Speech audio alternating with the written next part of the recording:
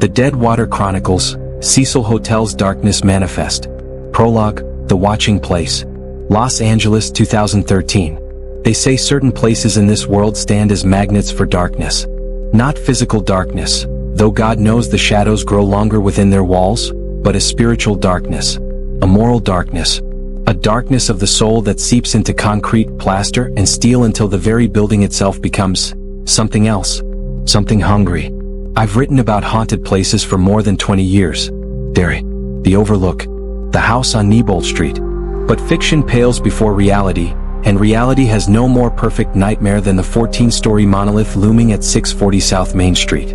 The Cecil Hotel. Even writing the name sends an electric chill across my knuckles.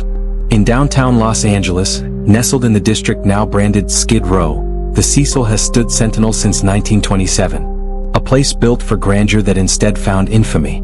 A place where the walls have absorbed nearly a century of desperate whispers, muffled screams, and silent deaths. And like all great repositories of darkness, the Cecil keeps collecting souls. The early years, grand designs and fallen fortunes. When the Cecil Hotel opened its doors in 1927, Los Angeles was a city in transformation. Movie palaces lined Broadway, and money flowed like champagne at Prohibition speakeasies. The Cecil, with its Beaux-Arts facade and marble lobby, embodied the optimism of the Roaring Twenties, 1,700 rooms of promised luxury at the heart of a burgeoning metropolis. William Banks Hanner, the hotel's visionary, could never have foreseen what his $2.5 million investment would become. Perhaps the first seeds of darkness were planted during construction, when the financial strain nearly bankrupted him. Or perhaps it was the Wall Street crash of 1929, arriving like an economic guillotine merely 2 years after the hotel's opening, that cast the first shadow. By the 1930s, the Great Depression had transformed downtown Los Angeles. The Cecil's neighborhood began its long descent, and the hotel's once grand corridors became walkways for those living on society's margins. The rooms that once hosted businessmen and socialites now sheltered transients, addicts, and those with nowhere else to turn. The first recorded suicide came in 1931. A guest checked in under a false name, consumed poison, and was found by a maid the following morning. It would not be the last time death came calling at the Cecil. "It's like the hotel started tasting blood," said Margaret Henderson, who worked as a desk clerk at the Cecil in the 1950s. And once it got that first taste, something in the building changed. You could feel it watching, waiting. The descent, when darkness found its home. The 1950s and 1960s marked the Cecil's steepest decline. What had once been a temporary low point became a permanent state of disrepair. The hallways, once carpeted in rich burgundy, grew threadbare. The brass fixtures tarnished. The marble lobby floor cracked and dulled under decades of desperate footsteps. During this period, the hotel earned its first nickname among locals, the Suicide. Between 1947 and 1965, at least 18 documented suicides occurred within its walls. Some jumped from windows, their bodies shattering on the pavement below. Others used razors in bathtubs, leaving behind crimson waters for maids to discover. Still others chose poison or pills, slipping quietly into that final sleep with the Cecil as their witness. The 1962 suicide of Pauline Otten stands as particularly haunting. The 27-year-old woman leapt from her 9th-floor window after an argument with her estranged husband. In her descent, she struck George Giannini, a 65-year-old pedestrian walking below, killing them both instantly. 2 deaths from one act of desperation. "The building remembers," said former maintenance worker Felix Martinez in a 1992 interview. "I swear to Christ it remembers every death.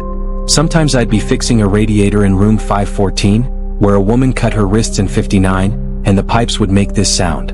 Not knocking or hissing. More like whispering. Like someone telling secrets just below where you can hear them." Richard Ramirez, The Night Stalker's Refuge.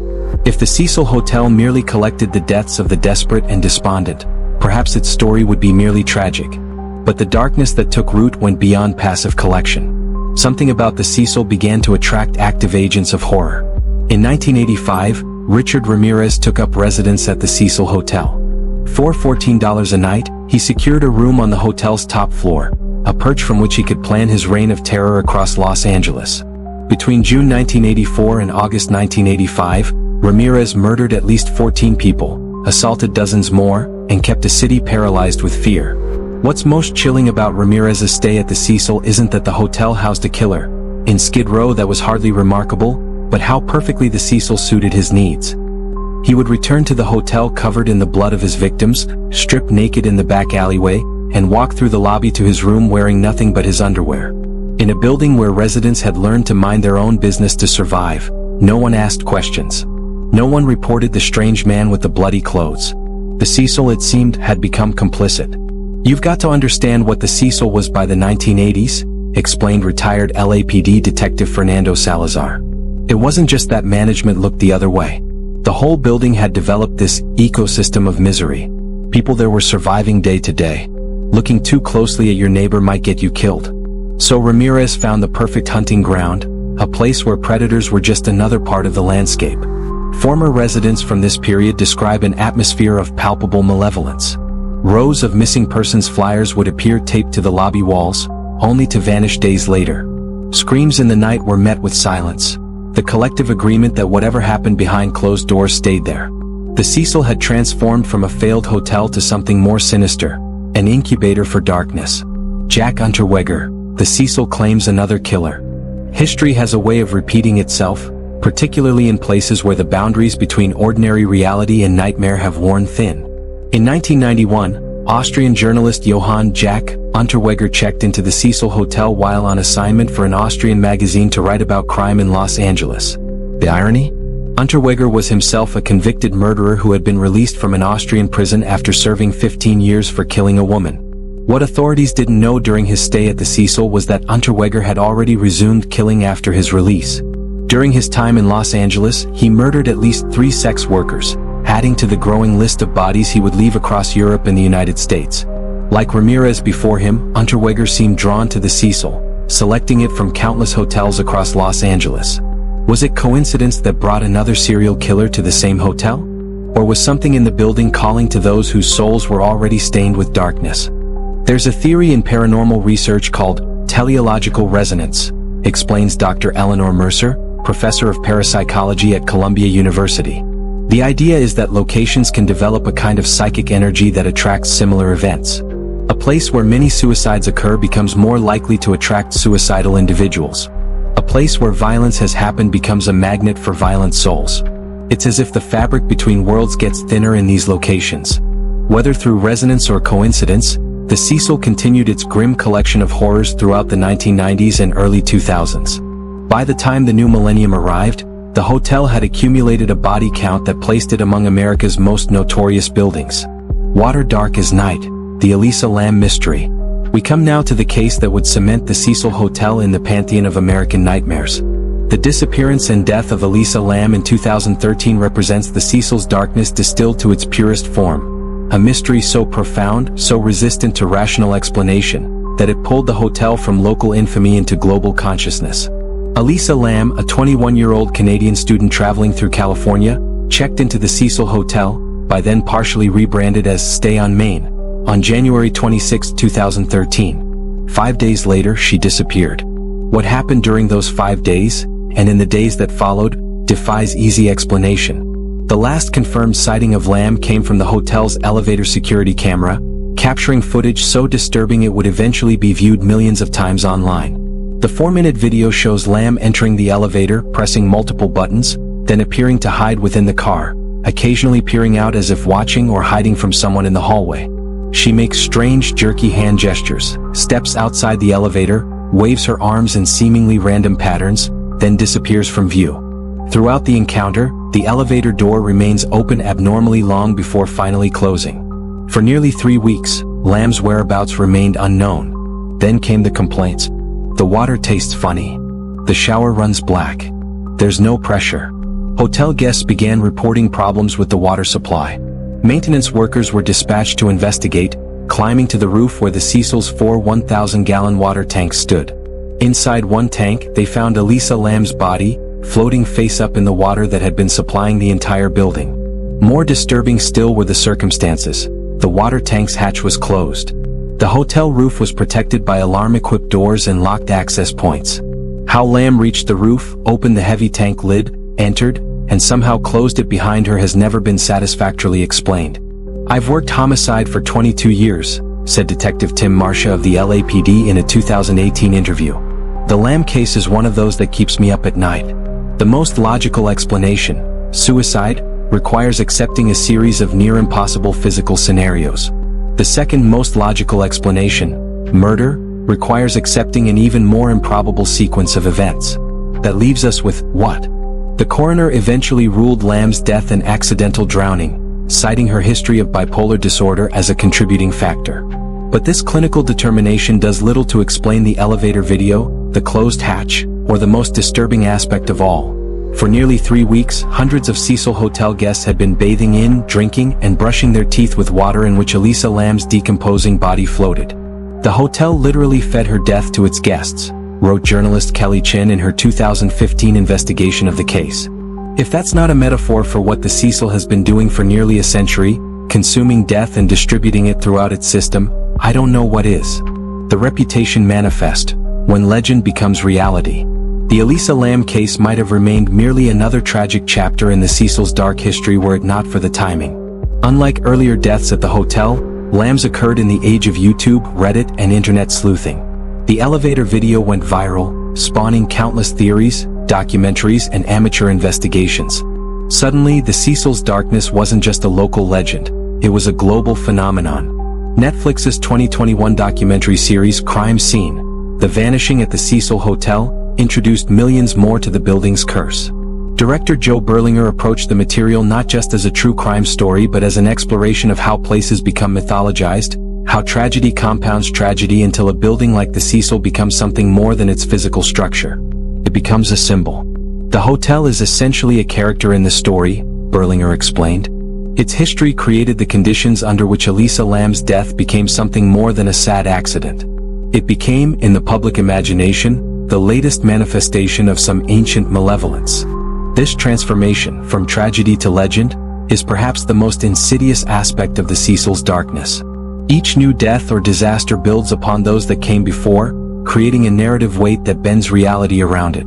By the time Elisa Lam checked into the Cecil, the building had accumulated so much darkness that her fate seemed, in retrospect, almost predetermined. Former night manager Douglas Palmer described this accumulative effect. After a while, the bad stuff that happened there didn't seem random anymore. It felt expected. Like the building was hungry and every few years it needed to feed. The mechanisms of darkness, how places become haunted. What makes a place like the Cecil Hotel haunted, in the public imagination? Is it merely the accumulation of tragedies or something more fundamental? Sociologists point to a phenomenon called feedback amplification. Once a location gains a reputation for darkness, it attracts individuals already drawn to darkness. These individuals then contribute to the location's grim history, reinforcing and amplifying its reputation.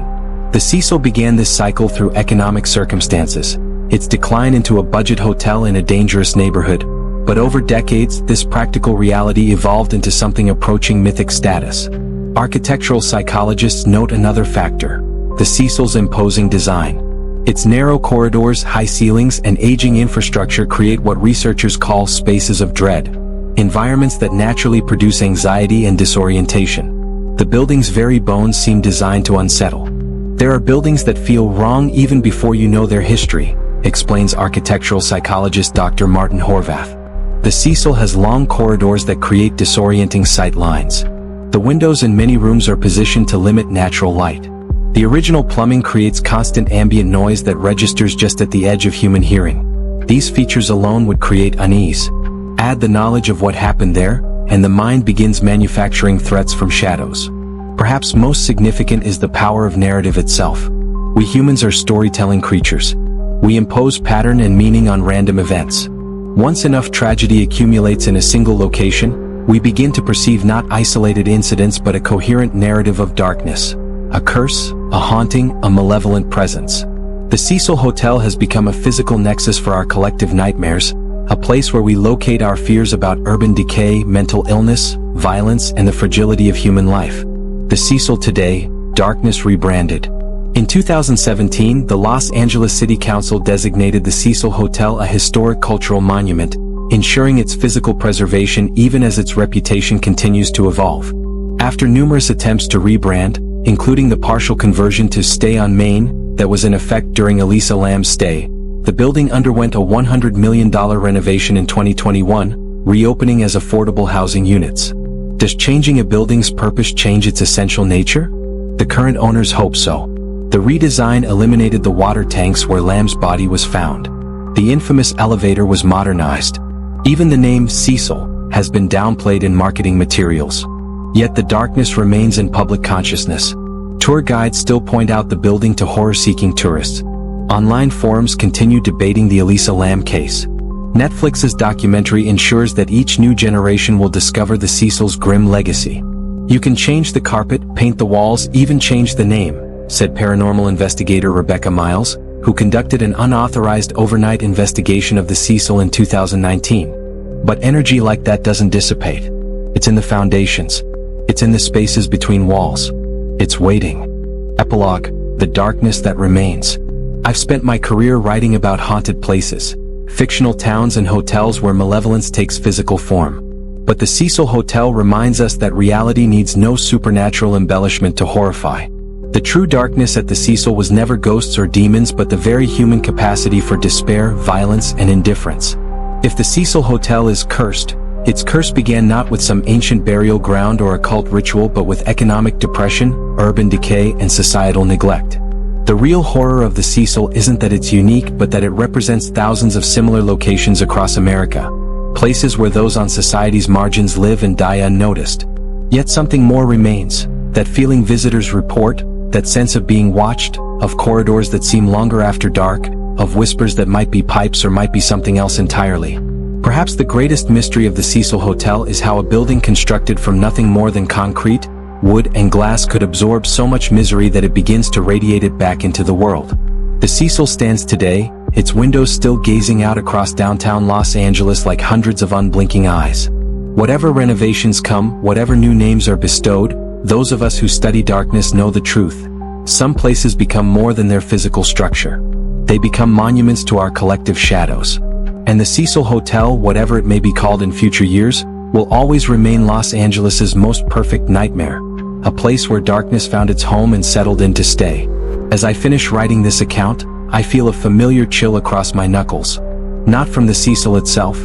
I've never set foot inside its walls, nor do I intend to. No, this chill comes from the knowledge that somewhere in Los Angeles, behind walls now painted in cheerful colors, beneath floors now covered in new carpet, the darkness waits. Patient, hungry, collecting stories like the one you've just read, adding them to its legend, growing stronger with each telling. Some places are born dark. Others have darkness thrust upon them. The Cecil Hotel created its own. And that's the end of this true horror story. Do like and share this story with your family and friends. And don't forget to subscribe to Horror Vault channel to watch such unique true horror stories.